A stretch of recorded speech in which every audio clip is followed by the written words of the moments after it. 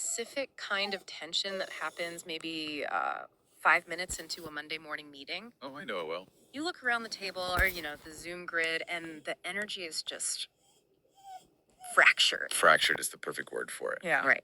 You've got one person who has a printed agenda, wants a clear hierarchy, and expects a decision made by 10 a.m. sharp. hmm Then right next to them is someone checking notifications on their watch who kind of blows past the agenda and needs to know the philosophical why behind the whole project. Before they'll even open their laptop. Exactly. Yeah. And then there's a third person who just wants to get the task done and just vanish. It's the classic workplace disconnect. And we Mhm. usually write that off as, personality clashes. We think, oh, Bob is just stiff or Sarah is distracted. Right. But what we're actually seeing isn't a personality problem.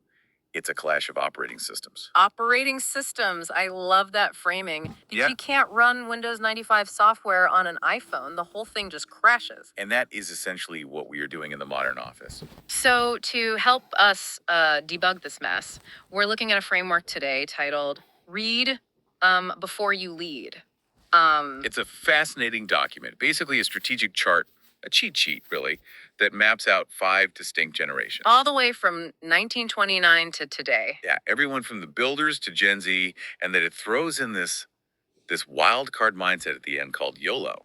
And the mission for this deep dive is to get past the lazy stereotypes. We're not here to bash boomers or anything. No. We want to decode the key words in this document, words like farmers, six green, and Starbucks, to figure out who you're actually working with. Because if you try to manage a farmer using YOLO tactics, you're going to have some problems. A mutiny on your hands. Or worse, total disengagement. And today, that's way more expensive than a mutiny. So let's set the scene here. The timeline spans nearly a century. We're tracking this huge shift in values from a baseline of just be grateful all the way over to my way. That's a massive swing. It's the difference between working to survive and, well, working to express yourself.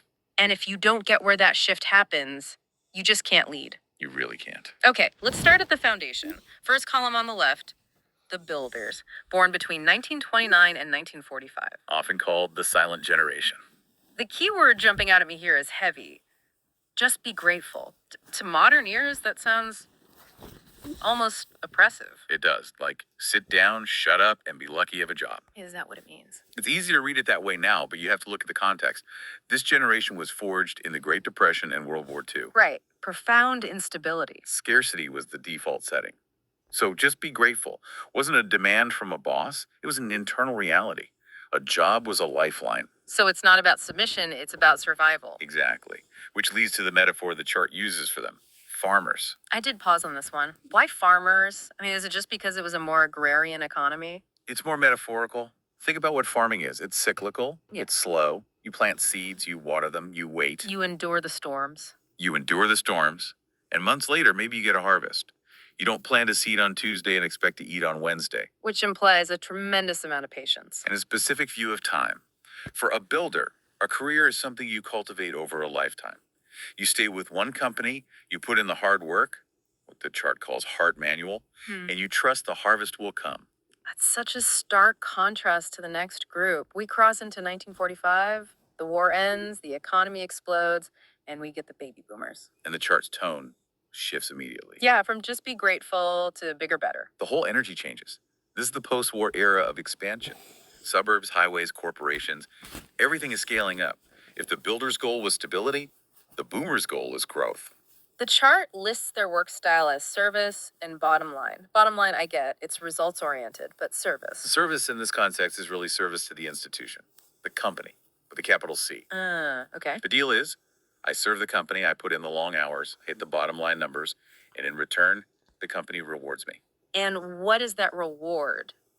The chart is so specific here. It doesn't just say money, it says corner office. The ultimate symbol. It's almost funny how specific that is. It's about real estate. Well, it's about visible hierarchy.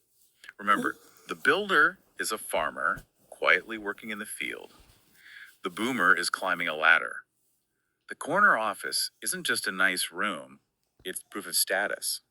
It says, I won. Exactly, it validates all the sacrifice. So if you're a manager today trying to motivate a boomer with talk of, flat structures and we all hot desk now. You might actually be demotivating them. You're taking away the scoreboard. You've broken the contract. Okay, so we've got the patient farmer and the ambitious executive. Then we hit 1964, Generation X. The chart calls them the pivot point, but they're so often just the ignored middle child. With the bridge generation. Yeah.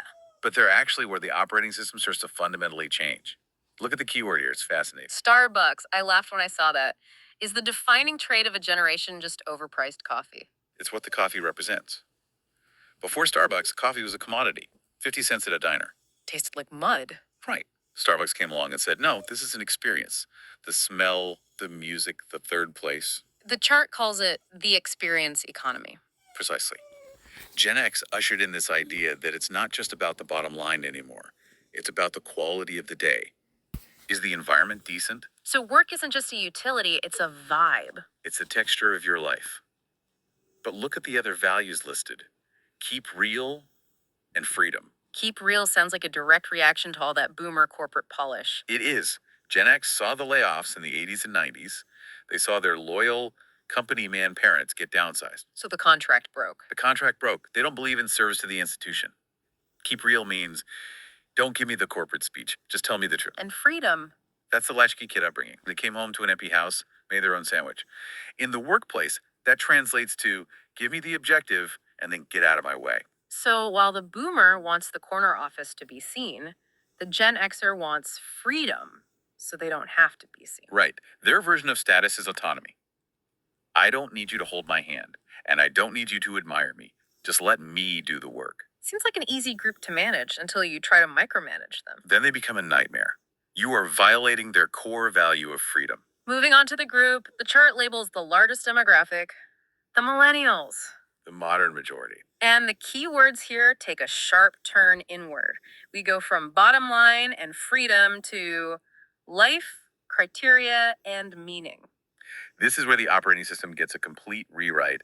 And honestly, this is the biggest friction point in the modern office. I can see it. You have boomer leaders looking at millennial staff saying, why do you need meaning? The meaning is your paycheck. Right. The meaning is that the business survives. Do your job. Exactly. But for millennials, the script flipped. A job isn't just a job, it's an identity marker. They ask, does this work align with who I am? Does it make the world better? And if the answer is no, They disengage. Or they quiet quit. Or they just leave. Their work style is listed as interactive. This is crucial. what does that mean exactly? The boomer style is command and control. Gen X is independent. The millennial style is collaborative. They want the feedback loop. Constantly. Constantly. They don't want to be a lonely farmer. They need to know why the work matters, and they need to discuss how to do it. It's a very high touch management style. Which can feel exhausting to a Gen X manager who just wants to be left alone. It feels like neediness to them, but it's really a desire for connection and alignment. Okay, let's get to the digital natives. Gen Z, born 1995 to 2010. And the graphic here is, honestly, it's stressful just reading it. 6 screen. 6. I'm trying to count them. Phone, laptop, watch, tablet, a second monitor, and a TV in the background. It's a metaphor for fractured attention, but also for parallel processing. This generation has never known a world without high speed internet. They're constantly scanning. The farmer focused on one field for a whole season. The 6 screen worker is focusing on 6 different data streams every minute. And that leads directly to the communication style listed. Keep short. It's a survival mechanism. If you're monitoring 6 screens, you physically do not have the bandwidth for a 3-page memo. So when a boomer manager writes this beautiful context-heavy email to a Gen Z employee, what happens? You read the first line, scan for a bolded action item, and if they don't see one, they close it. It's not disrespect, it's data management. Keep short is the only way to cut through the noise. Precisely. There's a rhyme in this column that caught my eye. Coping. Hoping. Sounds catchy, but it feels a bit heavy. It is the emotional core of this generation. Coping acknowledges the high levels of anxiety they report about everything. Climate change, the economy, social media. They're stressed. But hoping reflects their activism. They truly believe they can hack the system and fix it. They're arguably the most activistic generation since the boomers in the 60s. So it's a duality. Fragility and ferocity. And as a leader, you have to manage both. You have to validate the stress, the coping, but also channel that hoping into agency. Which brings us to their version of autonomy. My way. How is that different from Gen X's freedom? Freedom for Gen X is leave me alone. My way for Gen Z is curate this for me. Think about their world. Spotify curates their music. TikTok curates their entertainment. Everything is personalized. They expect their career path to be just as personalized. So they don't want a standard career ladder. No, they want a bespoke role. Huh. I'm good at X and Y, but I hate Z, so can we carve out a position that fits my specific profile? It's hyper personalization. That sounds like an absolute nightmare for HR. It is a nightmare for HR, but if you want to retain that talent, you have to accommodate it. Okay, finally, the column on the far right. No dates, it just says YOLO. The wild card. You only live once. Is this a generation or is it just a vibe? The chart treats it as a mindset that's bleeding across all generations, but it's kind of native to the young workforce. YOLO is the great disruptor of the traditional work contract. How so? Well, think about the old contract. Builder, boomer, it was all based on deferred gratification, Suffer now, harvest later. right? Work for 40 years to get the pension. YOLO says, I might not be here in 40 years. The planet might not be here. The economy might collapse. So why wait? Exactly. It prioritizes immediate experience over long term stability. If a job is boring or toxic, the YOLO mindset says quit, go travel, start a side hustle, do something that gives you life now. This just destroys the leverage of the corner office, doesn't it? Completely. You can't dangle a reward 20 years out if the person doesn't believe in 20 years out. The retention strategy has to be the experience of the work itself today. We have covered a lot of ground here, from the farmer to the six screen analyst. But, information without application is just trivia. So let's synthesize this. I'm a manager. I have a team with a boomer, a Gen Xer, and a Gen Zer. How do I actually use this? You have to become multilingual. That's a whole read before you lead idea. You can't use the same script for everyone. Okay, give me a scenario. Let's say a project failed. We missed a deadline. Big mess. How do you handle that feedback? Great example. Okay, the boomer. You frame the failure around the bottom line Reputation? and reputation. You say, we missed the number, and this reflects poorly on the department's standing. You appeal to their sense of duty and status. They'll want to fix it to restore order. Got it. Now, the Gen Xer. Don't give them the corporate speech. Keep it real.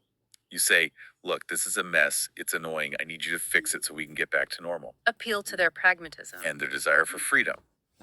You add, fix this, and I won't have to micromanage you next week. That's the carrot. And the millennial. With the millennial, you have to look at the process. You say, let's debrief. Did we not collaborate enough? Was the meaning or the goal unclear? Make it an interactive autopsy. Yes. If you just yell, they shut down. They need to understand the why of the failure. And finally, our six screen Gen Z employee. Keep it short. Don't drag them into a 2-hour postmortem. You say, we missed X.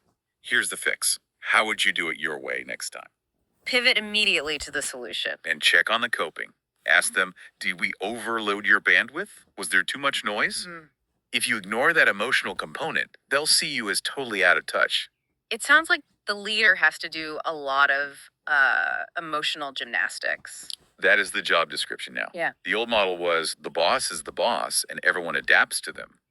That's dead. Right. The new model is the leader as a chameleon. You have to adapt your output to match their receiving frequency. You can't install Windows 95 software on an iPhone. You just can't. If you try to run command and control on a My Way operating system, you're going to crash the whole system. It's fascinating because it forces you to have empathy. You stop seeing the farmer as slow. You see them as thorough. You stop seeing the six screen worker as distracted. You see them as a high-speed processor. It removes the judgment. We stop saying kids these days are lazy or old people are stuck in their ways. We just say, oh, that's a different OS. I need to code for that. Before we wrap up, I want to leave our listener with a thought. We've watched this timeline move from service, the company man, to freedom, the independent, to my way, the individual. The trajectory is clear. The atomization of the workplace. Exactly. So, in a world that's dominated by my way and YOLO, what happens to the concept of the company itself? Can a collective culture even exist when everyone is operating on a custom setting? That is the billion-dollar question. If everyone is doing it my way, do we still have an our way? Does the company man go extinct? Or maybe he just evolves into something we haven't named yet? Something to think about while you're checking your notifications. And waiting for your coffee. That? Just make sure it's a good experience. Always. Thanks for diving in with us. We'll see you next time.